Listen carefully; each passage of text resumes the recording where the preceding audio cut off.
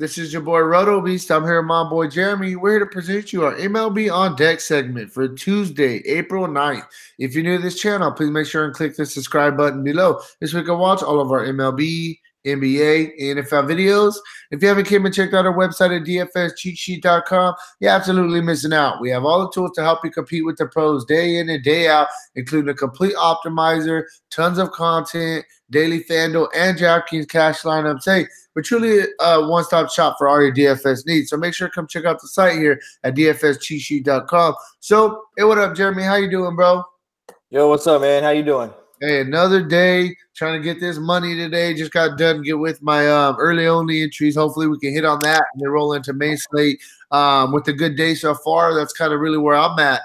Did you play some early only today? Yeah, oh yeah, for sure. For sure. All right. So we're still trying to get a solid format that we like for you guys, that we feel it's very informative and so forth. So today we're going to do things a little bit different. I'm going to quickly kind of go through about 3 or 4 teams that I'm really liking, that I think are going to be the main focal points for my lineups, as far as just teams that I'm looking to stack and I really want a lot of exposure to. Jeremy's going to kind of come back with some pitchers that are really, really standing out to him and break down a little bit of pitching data for you. And then we're going to get out of here, man. So, I mean, I'm ready to go if you're ready to go, bro.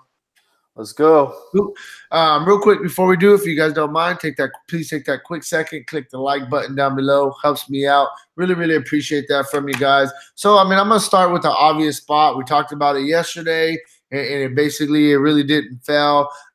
You got Atlanta going into Colorado to face the Rockies. Anytime Coors Field is on the slate, you want to get as much exposure to Coors Field. That's just, I mean, that's the rule in baseball. I learned that when I first started playing DFS 4 years ago, and it hasn't changed since then. Balls fly in Colorado.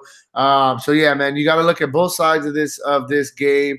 For the Rockies, you got them going against Max Fried. Max Fried is not a bad pitcher. He's a decent pitcher for sure. But in Coors Field, I mean, this is just – it's a hitter's park by far. I mean, it's a scary spot for any pitcher. I mean, you can go as far as even, you don't even want to play top guys. You don't want to play Scherzer. You don't want to play Kershaw, even Sale. I mean, you could in GPPs, but even those guys, the top pitchers in baseball, you don't want to play in Colorado. So now you're getting a couple, decent, mediocre pitchers. Yeah, no thank you. I love both sides of this. I like the Rockies a lot, and I like and I like the Braves a lot. There's not really much history for each side of things bat-wise. I mean, you got Trevor Story.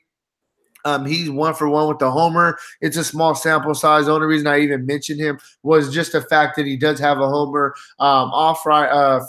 Fried, is that how you say it? Yeah. Fried. Yeah, so I mean, you start obviously with the Rockies, with the Braves. A couple other teams I'm really, really looking at. I'm really liking the Milwaukee Bats going against Matt Harvey. Matt Harvey is a gas cannon. You know what? We tried to give him the benefit of the doubt the first day of the season, and I do want to mention that it was one of the most horrible pitching slates we've ever seen, and that's the only reason we even gave Matt Harvey a little bit of a chance. But he got his ass blown up. Now he's going. He got a matchup tonight with Milwaukee, one of the stackedest hitting lineups in the league, in my opinion. They're really, really deep, and they're a really, really good hitting team. I think this is a spot that Matt Harvey's going to get absolutely blown up. Milwaukee's probably going to be the chalk tonight outside of Coors Field in Atlanta. So I mean, I like Milwaukee a lot. I think that they're probably my third team I'm really going to be targeting, and then the last team I'm going to be targeting a lot. I'm going to go right back to I'm going to go back to the A's. Going against John Means. I never heard of this guy, John Means. Maybe you can give us a little bit more of a breakdown when we get in the pitcher segment of this. But Oakland, man, yesterday they were in a great spot going against Cashner, and they disappointed a little bit. It wasn't crazy of a disappointment, but I'm calling it a disappointment just because I watched the whole entire game, and they had runners on for days. They just couldn't knock anybody in. Couple innings, they had 2 men on with 1 out, and they grounded into double plays. It happened 2 times. There was also a strikeout throughout the end of the inning. So they had guys on. So I'm going to go right back to the well with the A's. I think they're in a great spot in Baltimore against John Means. So, yeah, I mean, that's really where I'm at with bats. I think you target the Rockies, the Braves, Milwaukee, and the A's. Those are my favorite 4 stacks. Obviously, I mean, you could look at a lot of other teams. There's some other teams that are in really good spots. Those are just my top 4 kind of on this slate. Yeah, so a couple of things, right? I don't know if Milwaukee will be absolute chalk tonight because people don't typically – I mean, it's very rare in daily fantasy. I would say that the basketball is probably the most followed by football and then baseball, where people stack up or get exposure in high volume to teams that are the last game on the slate. Gotcha. I know that you and we dispute this all the time, talking about, do you have to have somebody from the last game? Do you not have to? I'm a firm believer that you got to have some exposure to the last spot of the night, simply because of ownership percentage, 1, and 2, you need that kind of kicker to kind of, if you're in contention, you got an opportunity to have somebody low owned, and then you can kind of move. So I'm not sure. Human nature, just people are. The majority of this country is on the East Coast, right? And they're in bed when the games start at 10 o'clock Eastern or 10:30 Eastern, and they don't stay up to watch them. And people want to watch the players in their lineup, so it's an obvious spot. I get what you're saying. So you're saying because it's a later game that it's not going to be as owned as it probably should be. Look, success that I had really early when I started playing daily fantasy with NFL was on Monday night games, like getting exposure to guys on Monday night games that nobody owned, because people didn't want to wait all the way until Monday. I mean, I remember my first big cash, I finished like 8th or 9th for almost 10 G's in a $5 NFL tournament, and I had Jamal Charles on Monday night, who scored 3 touchdowns. And I just pushed you up the leaderboard. It was like 4% owned, and people now they don't have the Monday night game on the main slate, right? But people just don't. People want to watch who they're playing, and that's why you'll see so many people in the beginning, especially in baseball and basketball. They'll stack the first couple games on the slate and watch their name go way up the freaking board, and they're like, "Oh yeah, I'm winning this contest," and they don't even think about the fact that they're due to have a ton of exposure to the late night stuff, and they're gonna come flying by. So I just think that people as a whole, it suppresses ownership. There will obviously always be some ownership, but I don't think Milwaukee as a whole. I could be dead wrong on this because it is against Matt Harvey, who's an obvious gas can. But on any typical night, you can typically get the teams on the the 7:05 to 7:30 or 10:05, 10:30 slots a little bit lower owned. They're not as obvious. Second thing about Jonathan Hess, look, of all the pitchers on the slate, and it's a small sample size, he went 5 2/3, right? 333 BABIP. He has a hard contact rate of only 15%. So he had, he didn't just come get lit up or there's a bunch of loud contact around the ballpark. Who is this? I'm sorry. John Means for Baltimore. Oh, John Means. Okay, gotcha. So, this is a guy that I'm going to be looking into. I'll cover him on the deep dive podcast I do. John Means, I need to look into see, movements and all of those different things. But from the start, it's a guy that I can tell you in his start, 5 2/3 innings, didn't give up a bunch of loud contact. So, we'll look into him. So, Kyle Gibson is the obvious gas can, right? I mean, you look at Kyle Gibson, right? Man, I think 368 BABIP, got a 9.64 ERA, just got absolutely tattooed in 4 2/3 innings. So Jacob deGrom, I think, is the obvious spot. The guy. One thing that is interesting here, if you look at, he's 100% left on base percentage. So he hasn't allowed a run. He started the season with 13 scoreless innings. The guy's just been lights out so far. I think he's the chalk spot for your cash game lineups. Really expensive on both sides, but I think he's in a really good spot. A guy that I'm going to look really deep into is Luis Castillo because of his strikeout upside at 8. Freddie Peralta, another guy I'm going to take a deeper look Yeah, Castillo was the guy that you text me his last start. It was like, why did I not go all in on him? I knew he was going to be the play, and he absolutely had a really, really good game. I remember that. It was an early slate, and I was like, why didn't I just go 150 lineups with him against Milwaukee? Yeah, I mean, the guy has – the thing with Castillo is that I've watched a lot of them because there's certain pitchers around the league that I would – when they pitch, I'm just going to watch their game because they have electric stuff. He's one of them. His problem is if he has a little control issues with the fastball early and can't locate it, he becomes fastball dominant, and then you're able to go up there and kind of eliminate a pitch. And anytime a hitter, especially a Major League Baseball hitter, can start eliminating pitches, a perfect example of that would be Drew Pomeranz on Sunday. Pomeranz is actually pitching really well, and all of his sabermetrics are trending in the right direction. And I had a lot of Pomeranz, and he almost got through it. The problem is that he was having a location problem with his fastball. So you look at what he's doing on the season. He's eliminated pitches. He's become a fastball curveball pitcher.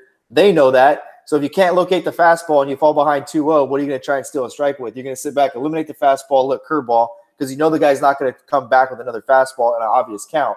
You just sit back, eliminate a pitch, you start railing it. So Castillo is one of those guys that if he has problems with location, that's when he gets in trouble. If he's locating, forget it, man. This guy could strike out 10, 12 guys. He has all the upside in the world. Jeremy, quick question for you: are the Reds on the main slate? You know what? I didn't look. To be honest with you, I didn't look before we got into this. Okay, I don't think they're on the main because I was looking. I seen the Reds. Is there a third slate? I think they have an afternoon slate. I think. Yeah. So. Then we won't cover him. But if you're going to play the afternoon, then you're watching this. Yeah, either way, we like him. He's going to be a guy you want to target this year. Gonzalez is another guy we'll look into because I think this is a really good spot for Kansas City. I'm not looking to play him. Aaron Nola, interesting. Freddie Peralta, interesting, and Matt Shoemaker is also interesting. Shoemaker has really good stuff, and he's a guy that I don't know how many people realize he's in Toronto. He's a guy I use a lot. I rostered a lot in the past because he has a really good curveball. He has a really good curveball, and he sets up his curveball with his fastball. He's really good at locating. So that's another guy that I'll be looking into as well. Yeah. So, I mean, just to kind of sum it up, kind of where we're at for the main slate, I mean, the top 5 bats that we're really liking. Obviously, Coors Field, you got to like Rockies, Braves. I'm really liking Milwaukee in the A's, and then you were absolutely right. That was one. They were actually my 5th team. I didn't mention them, but I do really like the Mets going against Gibson. Gibson is absolutely horrible. So those are really my top 5 teams I'm going to be targeting bat wise. So I mean, if you had to sum it up, who would you say are probably your top 4 pitchers early in the day? DeGrom 1. And then beyond that, I'm really looking. I mean, I think that Aaron Nola is up there. I think that Ross Stripling is in consideration. Freddie Peralta late in consideration. And you can't forget that you've also got Garrett Cole on the slate as well. So, I was all over the Yankees yesterday. I mentioned on this video that I was borderline considering 100% fade on Verlander. And did he get in trouble and get lucky? I mean, did he get in trouble and get lucky? He had 88 pitching through 4 innings, and he only went 5, right? Did he go 5 or did he go 6? He went 6. Okay, so 6 innings, 6 strikeouts. Yeah, so I mean, he was very, very close to getting lit up. He had the bases loaded, gave up a single. It was a smash shot, and they were lucky enough to get 2 runs out, give up 2 runs off that.